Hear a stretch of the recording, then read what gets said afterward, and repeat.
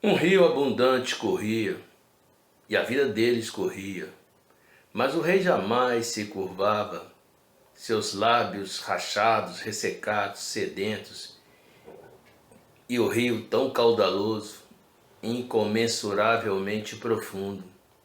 Neste rio cabia o mundo, e o rei assentado em seu trono não matava de sede o seu povo. Sabia que havia um rio abundante a correr em terras tão secas de um rei, sem coroa e sem glória, um rei sem passado, também sem história, cuja história iludem a tantos, mas é só uma história, como a história de tantos. Ainda que rei, não passava de um plebeu, distante do rio.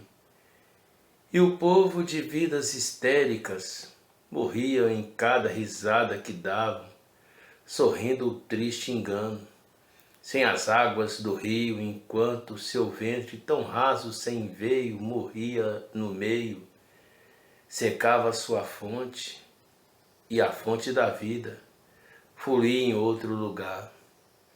Mas entorpecido no cio, o povo não viu o rio que levava, estava descendo, e o rei esquecendo, enquanto morrendo, até ser somente uma história contada por todos, de um rei que morreu às margens do rio, matando seu povo no cio do pecado.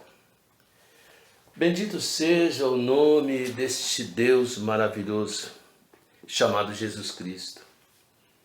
Essa poesia que foi me inspirada é obviamente é uma analogia, uma metáfora, poderia-se dizer. Afinal, quem é o rio? O que me reporta um texto do livro de Ezequiel, capítulo 47. Vou ler a partir do versículo 3. E quando o homem que tinha um cordel em suas mãos saiu em direção ao leste, ele mediu 1000 côvados e levou através das águas. As águas estavam pelos tornozelos. Novamente ele mediu 1000 e levou através das águas. As águas estavam pelos joelhos. Novamente ele mediu 1000 e me trouxe através. As águas estavam pelos lombos. Em seguida ele mediu 1000 e era um rio pelo qual não se conseguia passar, porque as águas eram profundas, águas para se nadar, um rio pelo qual não se podia passar. Eu creio que vou parar por aqui. Creio que já é o suficiente para o que eu quero explanar sobre essa reflexão. E nada mais do que nesta analogia deste poema eu me refiro ao rei da metáfora de tantos líderes que arrastam após a si milhares e milhares de pessoas, contando suas fábulas, suas mentiras, levando o povo a um terrível engano, e que não leva o povo ao arrependimento, uma mudança de vida, o que eu chamo de metanoia, uma transformação de vida. Às vezes eu fico assustado, não encontrei nem o adjetivo certo. Outro dia eu vi um determinado líder carismático, num estádio enorme, ele sendo endeusado, idolatrado. Mas e as palavras?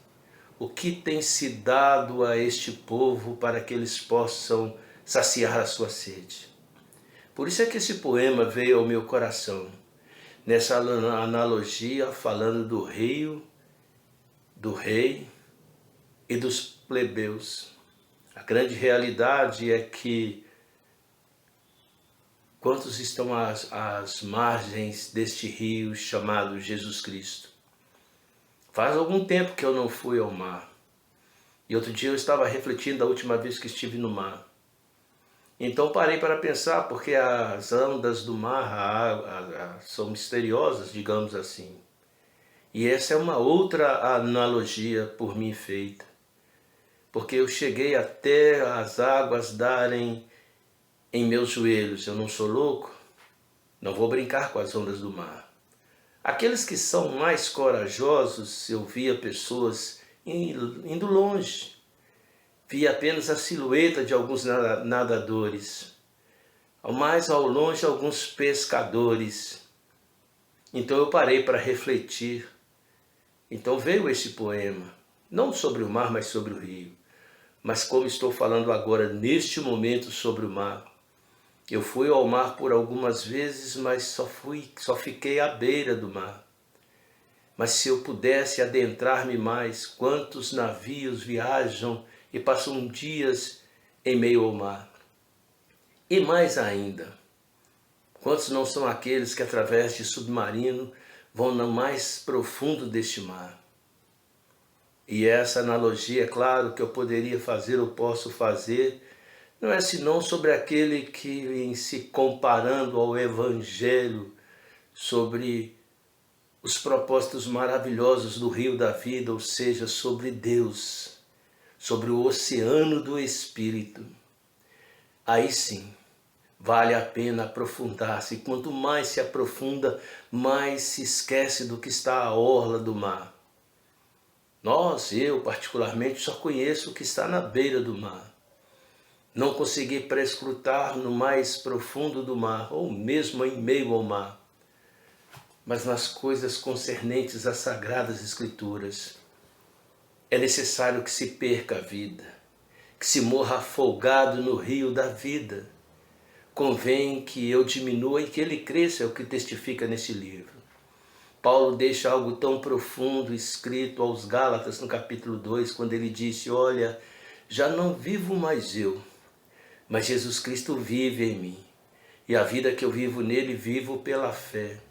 Mas infelizmente sejam líderes ou sejam apenas súditos, ou melhor dizendo, já que eu falei sobre uma metáfora ou sobre uma analogia, sejam os reis, quantos reis vivem nababescamente, atrai após si multidões e multidões, mas estão morrendo no cio do pecado, enquanto poderiam estar seguindo alguém que os levasse a beber a água da vida, algo que nós encontramos no Evangelho escrito por João no capítulo 7, se não estou enganado, na festa dos tabernáculos, onde Jesus Cristo primeiro ficou às ocultas, sendo questionado até mesmo pelos seus próprios irmãos, quando lhe disseram, mas quem quer aparecer, trazendo aqui para as minhas palavras, como você vai aparecer se ficar escondido?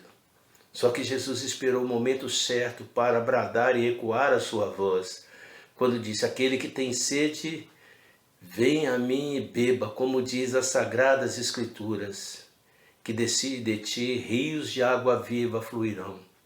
Não é muito diferente alguns capítulos antes, quando ele palestrava, quando ele dialogava, melhor dizendo, com aquela samaritana.